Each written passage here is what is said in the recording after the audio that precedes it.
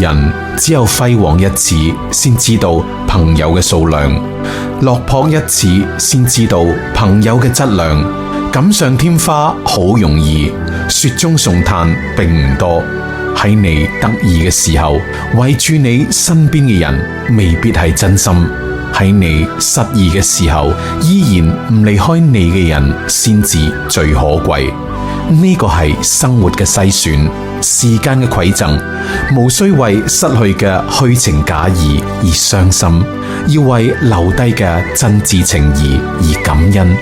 人生路上，朋友貴精不貴多，往後嘅日子擇善而交，擇真而處。